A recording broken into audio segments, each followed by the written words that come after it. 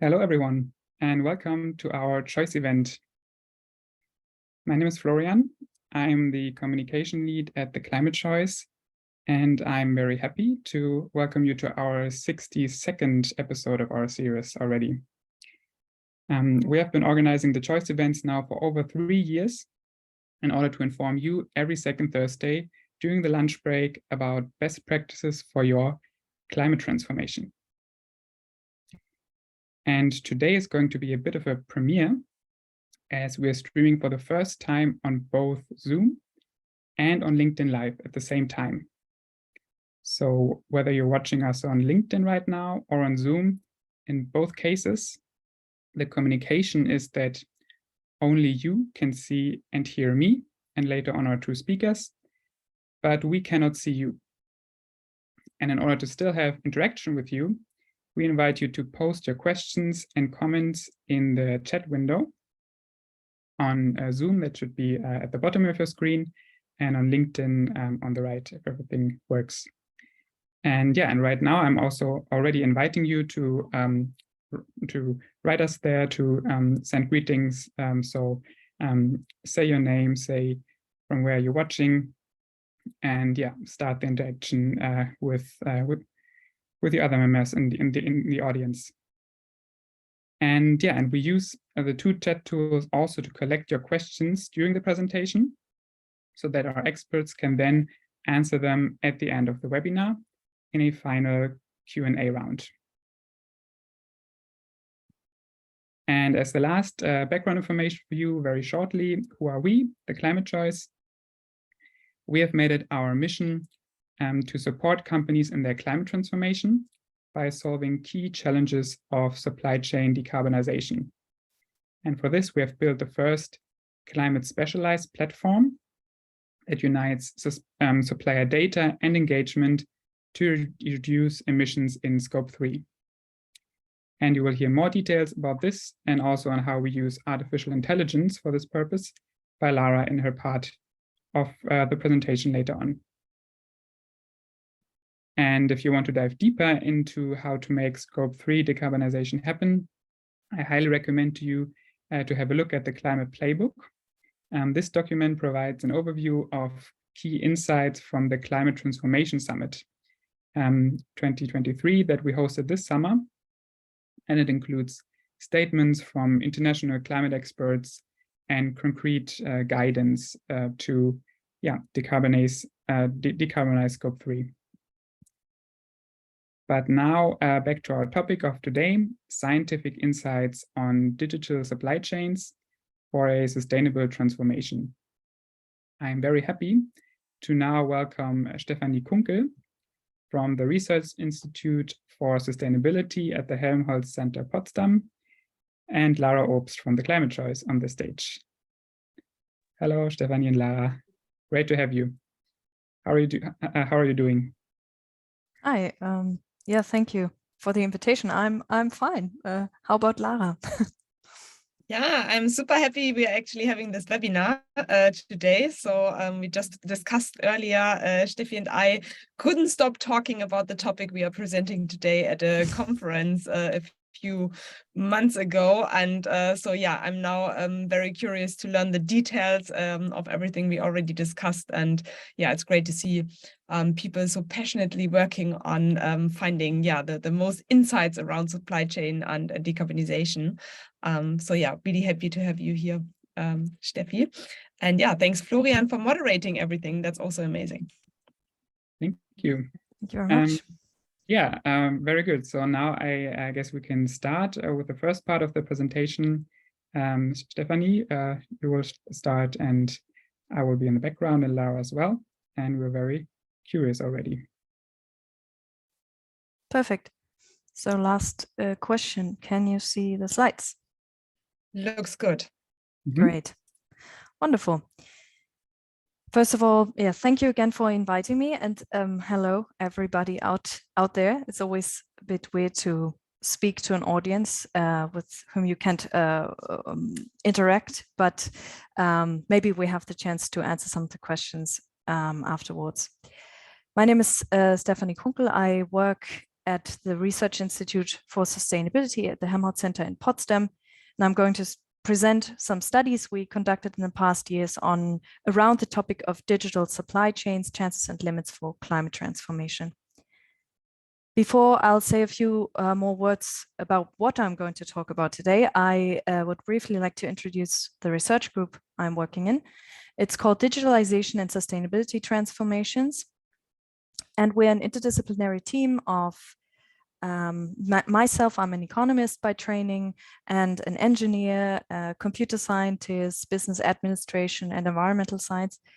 And that's how we go about the studies we're conducting. We're coming from different backgrounds, but mostly using social science methods such as interviews, surveys, statistical analyses, document analyses, to understand how the digital transformation of companies, especially in the industrial sector, affects sustainability performance of these companies. So our focus is on Industry 4.0, which I would very shortly define as digitalization in industry, in industrial companies. And then the second focus is on digitalization and global sustainable development. And this is related to what we're going to talk about today, digital supply chains, because obviously supply chains link a global trade, link global economies, and have an impact on environmental sustainability. I would first like to say a few words about why I think the topic is very relevant, but I suppose since you're all here today, you also think that it's relevant, or you just want to, watch a little video while you're having lunch. I don't know. So I hope I can convince you that it's a relevant topic. And on that opportunity, I would like to speak a little bit about our sustainability concept in our research. And then I'm going to say a bit more about some of the studies we've conducted in the past years, and hopefully provide you with some useful take-home messages at the end. Why is this topic relevant for businesses? Well, I think we can focus for now on the sustainability part, and I'm also going to speak about digitalization, obviously, but sustainability, first and foremost for companies nowadays, it's decided through and coined by regulatory requirements. I suppose most of you know that the EU is working on different regulations in this field, and one important development of the past years was the Corporate Sustainability Due Diligence Directive, which calls companies of a certain size to comply with social and environmental regulations throughout the supply chain. And companies are particularly expected to report their sustainability performance in line with the Corporate Sustainability Reporting Directive, the CSRD, with yet to be finally defined common European sustainability reporting standards, and it's going to start as early. One of the last figures I've heard, but maybe that's already outdated, is that it was supposed to start in 2024, and then for smaller companies in 2026. So it will become more relevant to report sustainability data for companies. Then the second part of why this is relevant, of course, is the question of societal pressure and moral responsibility to act. It may sometimes be difficult for companies to react to this demand by society, but certainly there are also financial risks involved if companies do not respond to this pressure, because when a sustainability breach is made public, then this can have detrimental consequences for the company.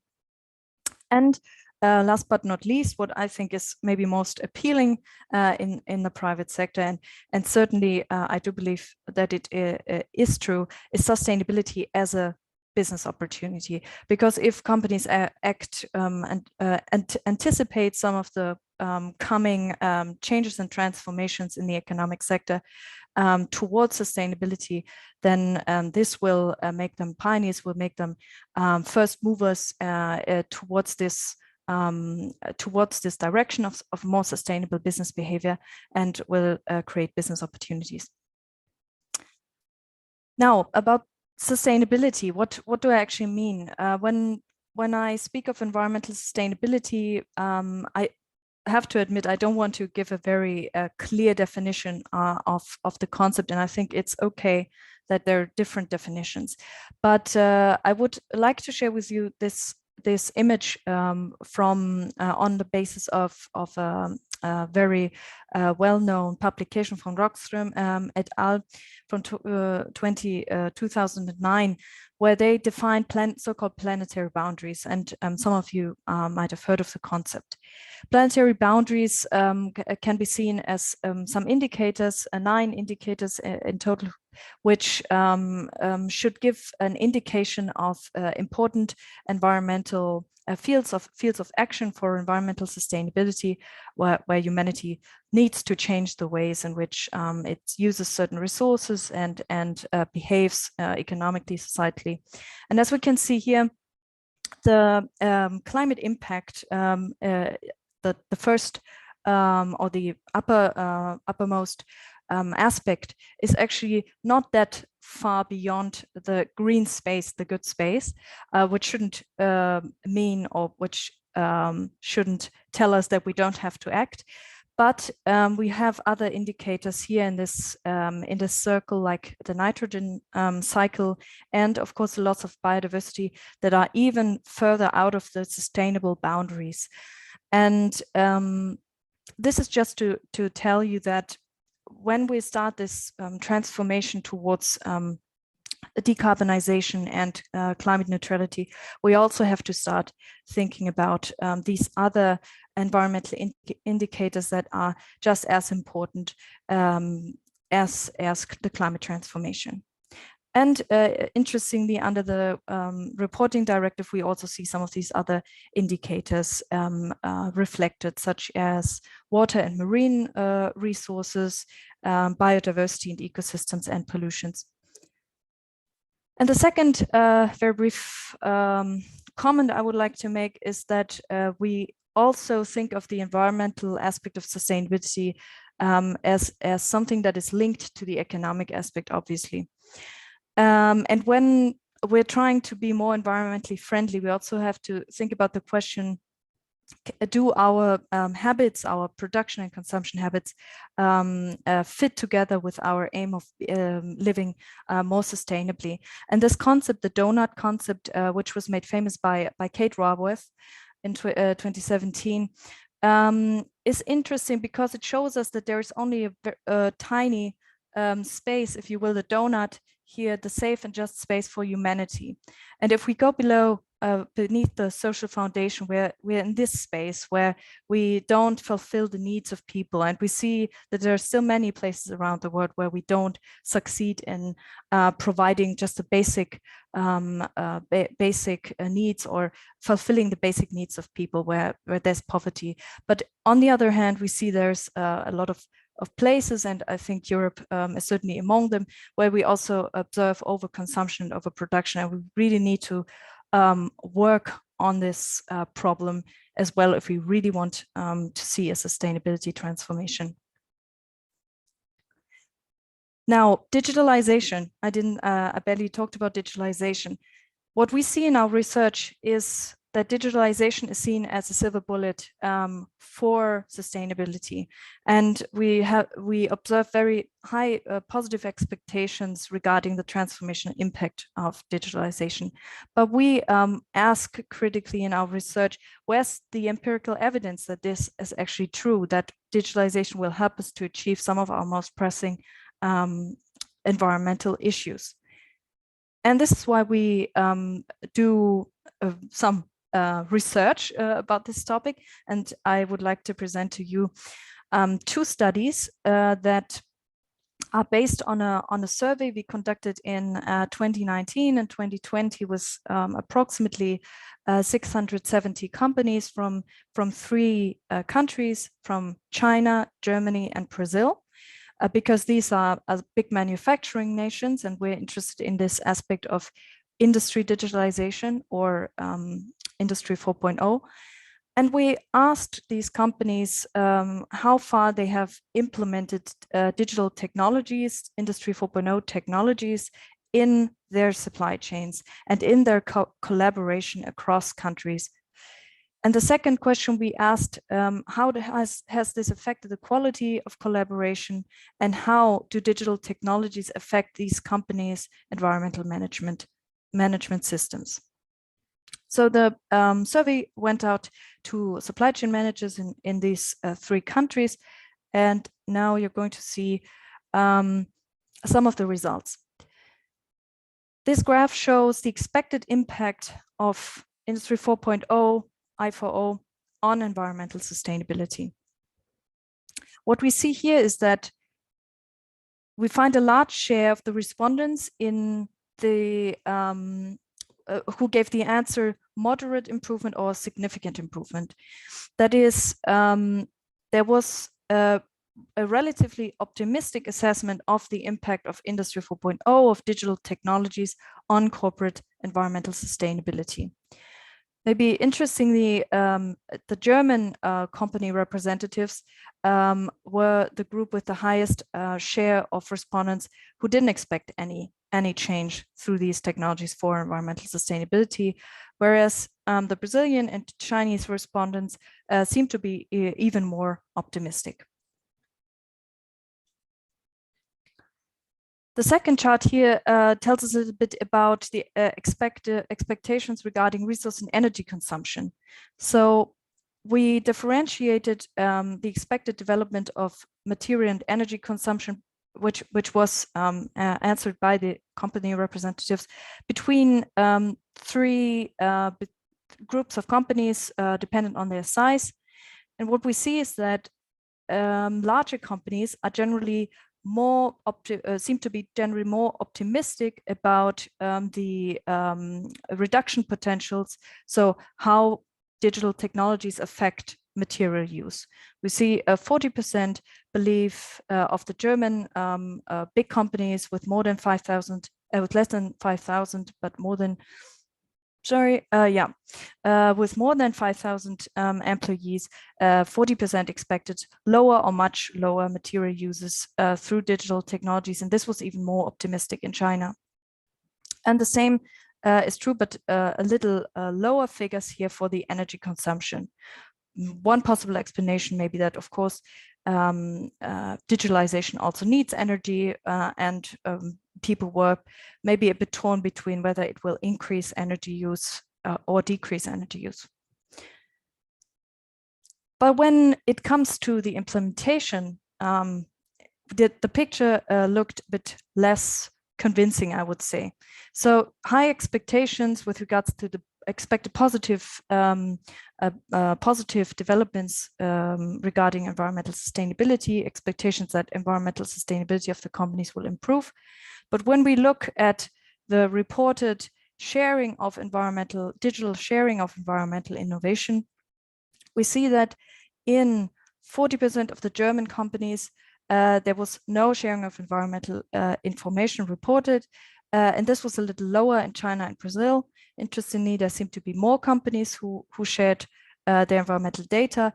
Then we have roughly 20% who manually prepared environmental data for sharing in the supply chain.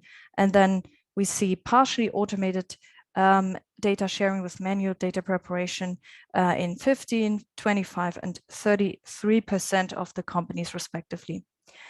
I have to say that one limitation of the study, as you can see here, is that in China, there were many more respondents, and it was not an easy task to get a very representative sample of the industry to respond to this survey. So I wouldn't overinterpret the figures, but what we can see is that expectations and reality are a bit apart. So there's expectations regarding the benefits of digital technologies, but less implemented cases of actually sharing digital data with suppliers and with companies in the supply chain. The second part, or the third and fourth study I would like to present To You has a slightly different approach. We did interviews with companies in two groups. So one group of interviews was with buying firms and one was with suppliers from China. And because we focused on the electronics sector, we chose suppliers from China, since China is the biggest exporter of electronics. And we talked to leading employees in the supply chain management for roughly 60 minutes each to ask them and try to understand how they're using digital technologies in the supply chain and what the links are to their sustainability management. We decided to talk to supply chain managers and not sustainability managers, because we wanted to see how far this concept of sustainable supply chains is already integrated into these core functions in a supply chain, and first to understand what is the general situation of digital technologies in the supply chain, and then to see how far these digital technologies are already used for sustainability purposes. Now, regarding the first question, how digital technologies are currently used in the supply chain, I just put here some of the answers that were being given by our respondents. This has more of a maybe informative character for those who are interested in the specific technologies. Of course, this is not representative, but we try to understand how far developed these companies are. And we saw that there's a wide range of digital technologies that were being used. So some interview partners reported that they were still exchanging emails with their suppliers, or sending Excel and PDF files around, and others reported that it was fully automated, and they even used blockchain technologies to transmit data in the supply chain. So there was quite a broad range of digital technologies that were being reported by the interview partners. And this is irrespective of sustainability.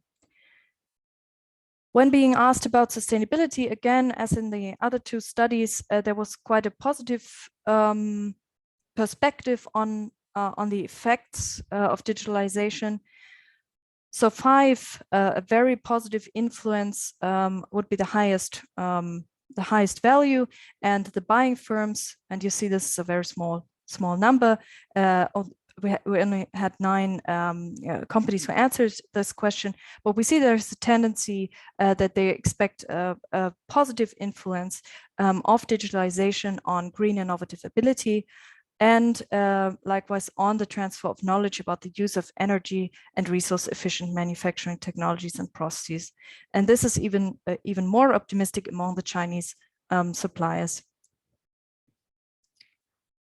However, as in the case of the other 2 studies that I just mentioned, we saw that the expectations were higher, or let's say the actual implementation fell short of the expectations. So we one observation we made was that none of the interview partners mentioned sustainability on their own when being asked about digitalization. One could have expected that maybe talking to research and sustainability, they would have mentioned how these digital technologies pay into their sustainability strategy. But this was only when we specifically asked for the use cases of digital technologies that they came up with some ideas how digital technologies could also pay into sustainability. And we realized that this linking of digitalization and sustainability in the companies didn't seem to be very far developed, and these thoughts didn't seem to be very present to the interview partners. But we collected a set of use cases that we found interesting, that were to some extent already implemented in the companies, and to some extent only envisioned by the interview partners to be implemented in the future. And I'm just going to share with you a few examples.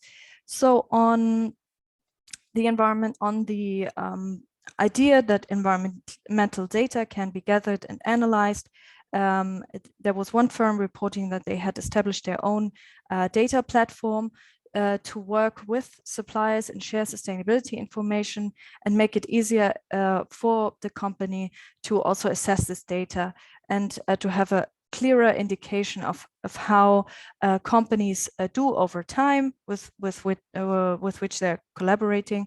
So for instance, one interview partner told us that they're trying to set up a predictive risk assessment, understanding which of the regions in which they're working with suppliers has a high risk of experiencing sustainability breaches, maybe work-related hazards or environmental problems that are consistently being reported, and then trying to establish a system that would support these companies and these regions to anticipate such problems that could arise in the supply chain to, in the end, maybe to prevent these breaches from happening and these problems from occurring. And the second example, which we found quite interesting, was a company that reported that they're using machine level energy use data from their supplier to assess the level of energy and consumption throughout the day, to understand where there are peaks in energy consumption, and to then iterate with the company, with the supplier, to reduce these energy consumption that is being observed, to find the places and the instances in the production process that induces peak energy consumption, and to find saving potentials, in fact. And the third and last example I would like to mention here is the improvement of material circularity. So one interview partner told us that they're tracking and tracing containers and reusable packaging material through RFID tags and through information that is tagged to these containers, and then try to keep these packaging materials reusable and keep them in the loop to reduce the amount and cost of packaging. Now, to summarize, I would like to mention a few opportunities and a few risks, and I don't want to say that each of the opportunities and risks are equally likely, but I think I'll put them out there. Maybe we can discuss a little bit about them later. One opportunity certainly is the facilitation of the collection and analysis of environmental data through digital technologies. And there's no doubt that vast amounts of data cannot be better analyzed through digital technologies. That's absolutely crucial. However, digital technologies also have an environmental footprint on their own, and this is often neglected, I would say, in the debate, especially when a company thinks about digitalization measures. This will also involve maybe a new hardware equipment that needs to be bought, new infrastructure that needs to be created, and of course energy use through digital technologies. And we shouldn't lose sight of these downsides of digital technologies. Then one positive aspect we observed in our studies is that companies report higher quality collaborations on sustainability because they have better knowledge of what is going on. They have better tools to communicate. It's cheaper to communicate via video conferencing and other tools, maybe even remote control and so on. So I think there's an opportunity there to really have a better relationship in the supply chain. But we rarely saw that companies were going far beyond their first-tier supplier. This certainly also has to do with the complex organization of supply chains. And I think we could also, in the medium and long term, think about how can supply chains be reorganized that the complexity is reduced, and this would also solve some of these environmental sustainability issues. Last but not least, an opportunity arises through the transformation of the company towards more sustainable business models with the help of digital technologies, because obviously a lot of new opportunities arise. Digital technologies bring new business models, can help to create new business models, and these can potentially be more environmentally friendly, like circular economy approaches. But we really need to make sure that these positive visions of digitalization for sustainability are translated into tangible benefits for the environment.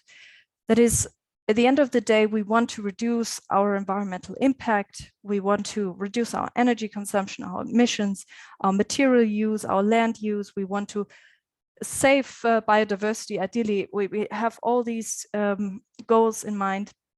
But when we don't think systemically, we may just grow as an effect of the digital of the success of our digitalization strategy, and this may compensate all the efficiency gains that we have made. We call this digital rebound, but in essence, I think the question is, how can we make sure that all of the positive, all of the opportunities that arise through digitalization will bring us on this pathway towards a carbon neutral and an environmentally friendly future. And with that, I would like to ask Lara to come to stage. I don't think you're going to hide under the desk, but if you have any questions at all, please approach me. This is my email address, and I'm happy for your questions, or looking forward to your questions. Thank you. Yeah, thanks a lot for the presentation. I already got a lot out of it, and I think I start a small discussion with you, and then we also have something in the Q&A later. But yeah, it's I think as we started our discussion before already, right? What I find so fascinating is these differences between the nationalities, maybe, that we at least seem to be in Germany a little bit reluctant still against digitalization, or like seeing maybe the positive influences it can have as well, which is surprising at least. And Yes. we often also hear like, yeah, but what about like when we work together with our suppliers in Asia? And quite often we also get the feedback that they're actually really, really open and like going into it. So you cannot pin like, even though we often think so, in Germany or Europe, we would be always the one adapting it. So do you see that across the studies, that like Germany is a little bit like hesitant towards digitalization, or is it just what I get now out of it? Well, I think it may be difficult to really generalize it based on the studies we have done. But we have looked into a few examples in China, and it seems that, I mean, many people can report it from their personal experiences with China. They come back and say, "Wow, it's so advanced, and everyone's only paying digitally. There's no cash anymore, etc." Of course, these are anecdotal experiences, but we see that there's actually a lot going on in other countries, and the innovations do not really differ from what we're doing here, and maybe there's more enthusiasm, in fact, about these innovations, and generally more optimism that these problems can be solved. So yes, maybe Germans are a bit more cautious. So at least in that part of the study, I think that's what we saw, right? And maybe one part of it is, I think that came also as a question already in LinkedIn, was like that people say, okay, so what about the footprint again, or the negative impacts of digitalization? I think that's often a topic beside security issues, which are, I think, in Germany as well, something we very much have to look into, like where's the data hosted and so on. But then, yeah, do you have any knowledge on that? Like what is normally the impact to be calculated in for these digitalization efforts? Again, hard to generalize, but what's your take on that? Well, as I tried to point out at the end, I do think it's a super relevant point, and I've looked a little bit into green hardware for companies actually, and it's almost impossible to find any vendor that sells, or any company that sells to companies at a large scale environmentally friendly hardware which has a reduced environmental impact at least. Of course, the environmental impact is still there, but you may want to improve the conditions of working conditions, and you may want to use recycled materials for laptops and for infrastructure, but that is almost non-existent, and I think that's a really big problem. So when I try to link the two aspects of positive impact through digital technologies and the digital and the environmental impact of digital technologies themselves, I would say ideally we would use recycled and reused hardware, refurbished hardware. But I also see that it's very difficult with the new technologies that are coming up, and companies have to keep pace with the technology development, right? So yes, my general recommendation would be to check whether with the existing digital infrastructure we can already improve these environmental indicators that we're looking at. If we really need a new tool or a new algorithm or a new a sensor here and there to understand the impact, is that really necessary, or is the actual thing that we need to do to reduce, to change our processes, maybe to teach people in the company how to act more environmentally friendly in their groups, in their environments, and this will have a higher positive environmental impact than just buying something new and hoping that this will solve the issue. Yeah, thanks for that. I think definitely it's again about the buying decisions, and when you bring something in, like see how it goes there, right? I just had yesterday a discussion about a company that is planning for 2030 to have 120 million sensors being put out in the planet. So I think at that point it becomes very crucial into looking where you buy those from. And yeah, when you're hosting your data, obviously also to look into the most sustainable options. Great, yeah, but I think before I go into all the discussions, I would love to continue with sharing maybe a practical example how we are working at the Climate Choice on bringing digitalization, so to say, into the usage of driving decarbonization along the supply chain. And for everyone who doesn't know us yet, first of all, I'm Lara, one of the co-founders. And then, we have a platform specializing on climate relevant data and tracking this data from your suppliers and engaging them in your decarbonization strategy. And as Steffi was already great to point out, I think we all know that there's a tremendous amount of regulation coming up that make sustainability in general very important, but also specifically climate and decarbonization. And without going into everything in detail, I think what we are most aware of right now in Germany is really the CSRD, because it's so shortly showing up on the horizon, companies preparing for it. But what I would love to highlight on that slide here is to really show it's like happening in a universe of different changes, because right now, I mean, we are really in the decade where we can have an impact and where we still can transform in the future we want to come see through. So that's also happening in all the regulation field, where we have on the foundation, maybe here, it's not yet on the bottom, but like in the European market, that we have our climate commitments that we want to reduce emissions until 2030 by at least 55%. And for that, the European Green Deal. And so to say, beside on it, on the financial impact as a EU taxonomy, but then also what Steffi mentioned before in the EU supply chain law, also regulation coming up.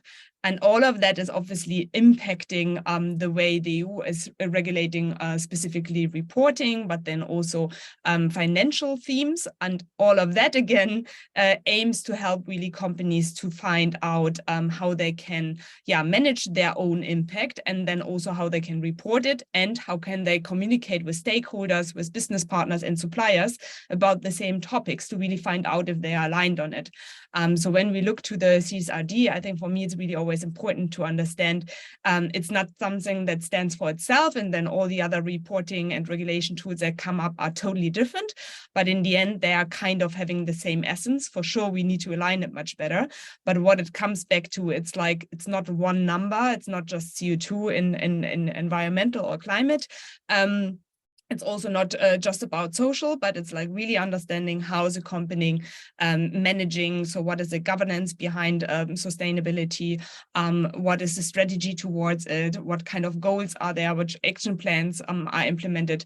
How transparent the company is? And then actually one should have been metrics and targets here. So when we look into the CSRD also, specifically one, so our area climate, one whole section is just about climate criteria, right? So there as well, just to highlight, to see it's not just, again, this one CO2 number, but companies really have to report what are their plans towards climate mitigation, which kind of measures and policies do they bring into place, how are they driving reduction, which kind of targets do they have, which kind of energy consumption they have. So a lot of emissions, typically 70% worldwide, are connected to energy. What are their specific CO2 numbers for sure? That's also super relevant. And then also, which kind of financial impact does all these changes have on them? But then, again, if we bring it in the wider context, it's not just from the CSRD where you need to have these information, but like in various different reporting tools where you need similar or exactly the same indications.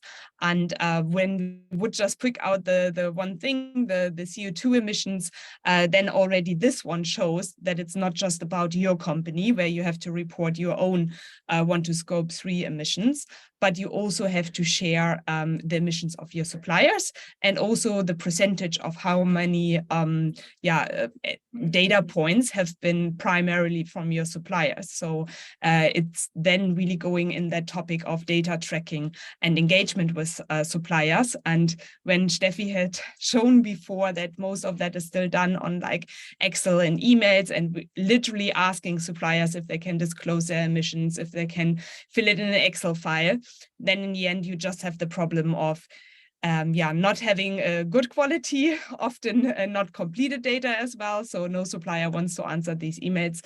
And then also in the end, you cannot compare it because you most likely miss relevant indications to understand which kind of standard was used, which kind of calculation method, and so on.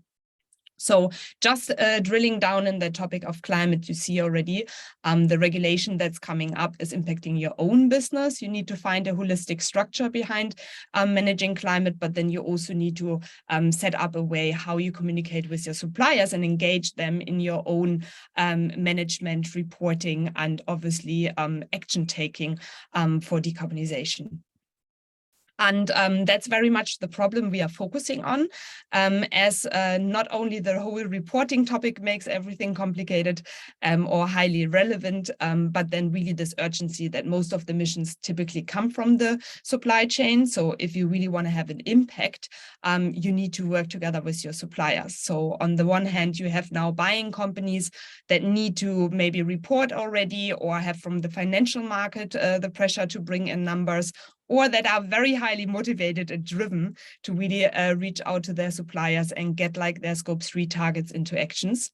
And on the other hand, you have really suppliers across the globe, not just the ones that are impacted from the CSRD, that really get this overwhelming amount of supplier surveys often and different Excel formats and so on, and are often also not the ones that are answering these emails that maybe can give you the answers you are looking for. And this is where we, with our climate intelligence platform, support companies to really drive their decarbonization efforts and get into the whole game of basically having climate relevant data available and automating the whole process. So I will go through a step by step in the next slide, but basically we help them to automate the whole process, to have like climate specific information from their suppliers, to get proof points for these information, so that's audit ready, and they can really have it for their reporting purposes as well.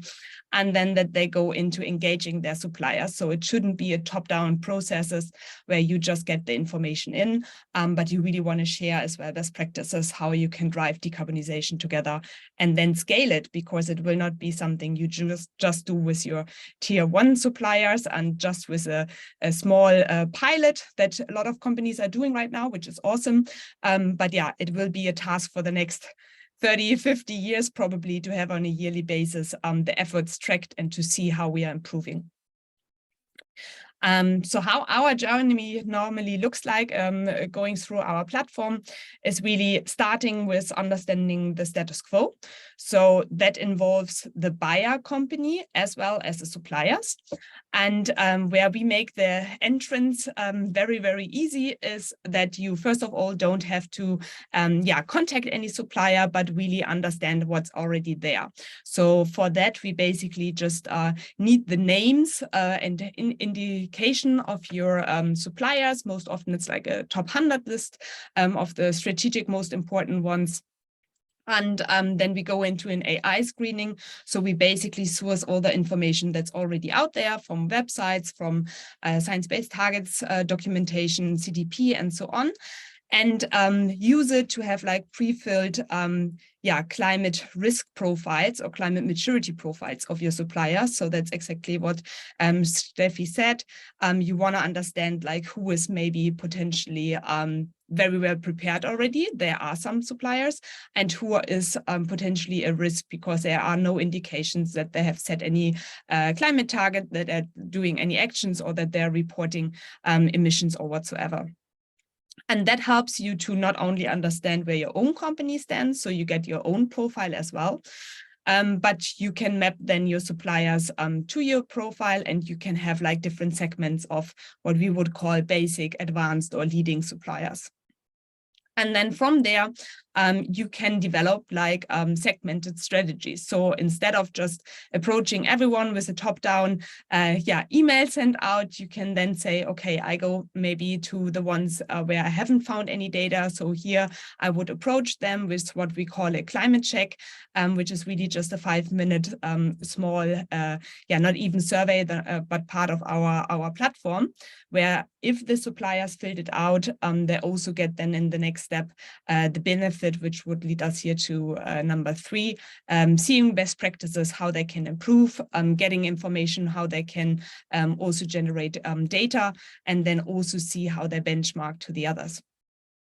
And then with the more advanced suppliers, where you can assume they have already published a lot of data, maybe those are sometimes even big corporates, there you can then go into a depth analysis, what we call as a climate performance assessment. So as well, they can then claim the data that was found already from them on the profile, and they can provide more detailed on top, so that you have then really also the documentation, maybe certain links to internal platforms or other platforms where they have provided this data already. So that's specifically important when you go into also product-related data that's often not just found on the website, but maybe needs to be documented and uploaded and so on. And then the last part of the journey is as well, no matter which kind of integration or engagement tool you choose for your suppliers to really get the data going, is then really to integrate that data in whatever system you are using. So for us, our platform is never something where we want to have data and information locked, but make it as usable as possible. So mainly our information we aggregate is then often integrated in procurement systems or in sustainability systems and in dashboards where you can use it again. So often it becomes part of the procurement supplier system, where you want to basically rate suppliers, but on the positive side also maybe implement incentives schemes. So often companies cannot just change their suppliers. They are like part of their whole setup, but they can share, due to the results, like how they want to work with them together, how they maybe give incentives to co-develop change, to invest in certain changes, but then also maybe set realistic timeframes for it, so that you understand this is where the supplier is in. I might ask him or her to change within 5 years, doing this and that. Or you can also see everyone is quite advanced and there are just like 10% of the suppliers who are missing renewable energy. So then you can rather be quick maybe on changing with the others going forward.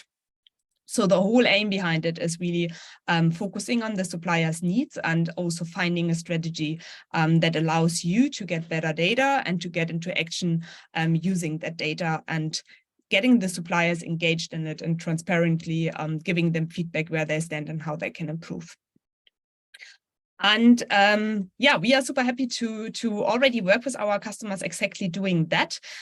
So maybe 1-2 things that I love to highlight is that what we often get as feedback from customers, what's helpful for them is that we are not limiting in tracking supplier data. So specifically when we look on the AI start in the beginning, that's nothing that's very much limited. Often we start with like around 100 companies, but obviously that's scalable. And then also the reach out through the climate check is something that you can really scale across your supply chain to get a quick understanding which kind of data is available in your supply chain. And therefore we are super happy that we have already suppliers and companies from 150 countries using our tool and platform to share their data safely. So that's something that's really lovely to see how it's scalable. Yeah, and so what I would love to invite you to this is we have just started in the beginning of the month our early access program to the AI screening tool. So if that's something that sounds interesting to anyone listening in, and you want to test that out, which kind of information is already out from your suppliers that maybe don't have yet, and you want to have documented in a structured form and with an audit-ready proof point behind it, then you can send us your top 100 suppliers, and we will get their supplier climate scorecard ready for you. And with that, we really see the potential in digitalization, coming back to our webinar's topic today, and driving decarbonization. If it is a journey that is really measured around or built around integrating all perspectives. So that is a buyer and the supplier perspective, but then obviously the tools you are using as well, helping both sides as best as it can to communicate and go through that journey. So we might all start with the need for data collection, because that's really the biggest topic in regulation so far. But where we want to come out in the end is really supporting each other to drive impact and go into actions and use whatever data we have to make that change happening. So that would be my input. You find all the information on our website. You can apply for the early access, or also just drop me a message, reach out, and I'm happy to go into it. That would be my practical insight. Very good. Thank you very Steffi. much. Just clapping. Very nice. Thank you. Thank you, Lara. Welcome, Florian, back. Yeah, thank you both for your insights. I think very interesting, very good to hear. Here comes a very short reminder again that the audience in Zoom and on LinkedIn is invited to ask more questions. We already have some on LinkedIn. And I would just try to squeeze in 2 of them right now in the remaining minutes that we still have. And but still, of course, the invitation, if there's anything more you want to have clarified, we can also try to answer them later on. So feel free to add questions in the comment section right now. One question was actually about a very specific sector where I'm not sure if you will have insights on the challenges there. It was the maritime transport, but maybe just in general to you, Stefanie, you already said that there were differences in the responses to your studies from based on the size of the company. The bigger ones answer differently than the smaller ones, but do you have any more insights or more detailed insights on sector-specific differences, maybe? Yes, but unfortunately not on the transport sector, because we are mostly focusing on the manufacturing sector, and the manufacturing sector is for us is part of industry, but really only limited to manufacturing companies. So we did a study on differences in the degree of digitalization between sectors, one in Europe and one in China. And of course, you see that some sectors are more digitally advanced and some are less digitally advanced, and maybe luckily, or the problem is that some of the sectors with higher environmental impact, and I assume that the maritime transport sector is of course a sector with a very high negative environmental impact, are not yet there or have little in digital data to be reported. The same was true for in our study for the steel and chemical sector. So these sectors are typically not very digitalized, but the bigger problem is that they're just very energy intensive and also pollution intensive. So the question is, can digitalization somehow have a positive impact there? And I would say my answer is torn, because you may need to question more fundamentally what is the environmental problem in these sectors, and in steel, obviously it's just a very energy intensive process of producing steel, of producing metals, and that's why this sector is so crucial. And I don't really see how digitalization will be a game changer, but I've seen some studies working on the flexibilization generally of energy demand and supply to try to help some of the harder to decarbonize sectors to use renewable energies more flexibly, and yeah, try to just increase the share of renewable energies in these sectors. But this is really difficult for transport, for maritime transport. Very difficult questions. The best I've heard was sails, but I also heard that the sailing option is not very mature, or not maybe not the big game changer. So yeah, difficult.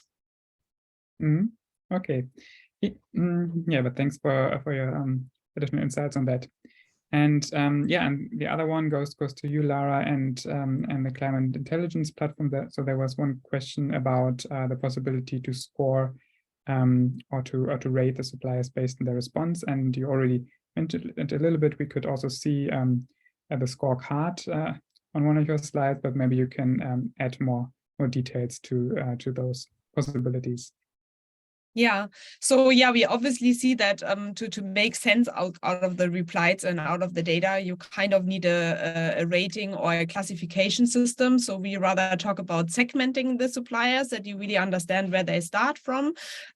So what we have is like really these 3 layers. So the first one is when you screen the information and you first just start with the public data, then to use that one that's available for a rating system. So that's what we called basic, advanced, and leading suppliers. That is like first having this kind of risk profile. So to understand someone who's not publishing any data at all has a higher risk of not focusing on that topic, and being also for you as a company that you are buying from them a higher risk, because they anyone who's not having any plan is not likely to reach the goal, and also someone who's not measuring the data, you cannot manage it. So that's definitely a risk profile.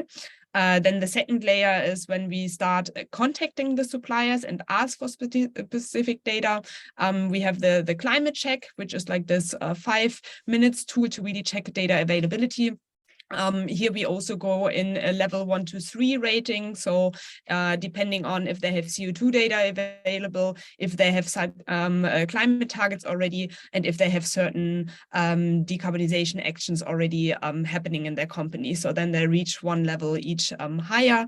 And then the latest or the third step of really having a rated system of your suppliers, which you maybe want to do really with the top suppliers, where you see they have an high availability of data before. You maybe also reached out for this specific climate check if you wanted to do so, or you went directly into the climate performance assessment, which is a depth analysis. There you then really get like all the documentation and all the access to the data points as well.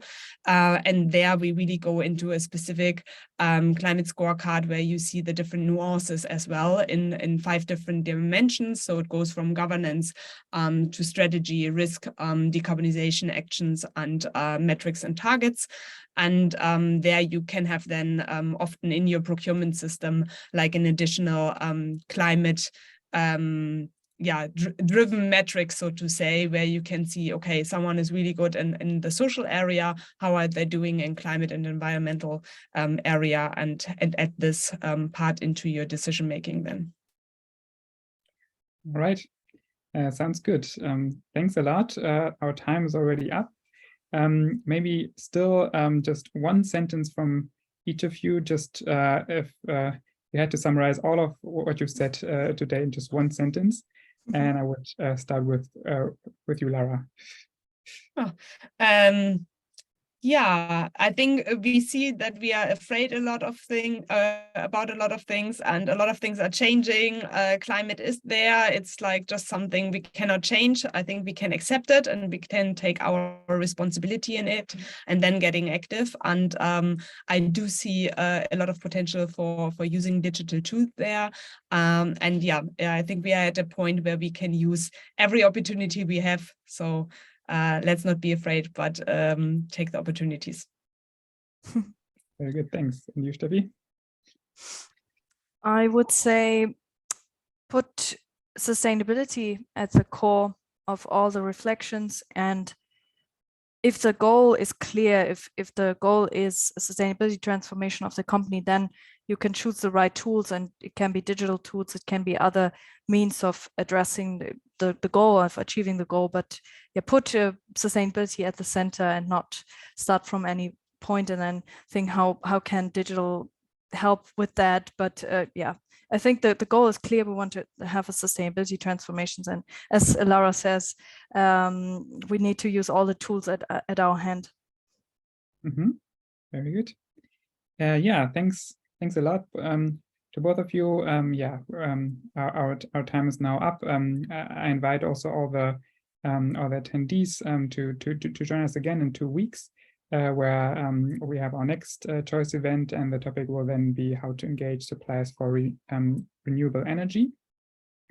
And yeah, right now I wish everyone a productive afternoon. And yeah, thanks to all of you. It was a pleasure, Steffi, to have you. Yes. And to continue our nerdy discussion. Thank you. No, it was a pleasure to be here. Thank you, everyone. Yeah, great to have you. Have a good afternoon. Thank you. You too. Bye-bye.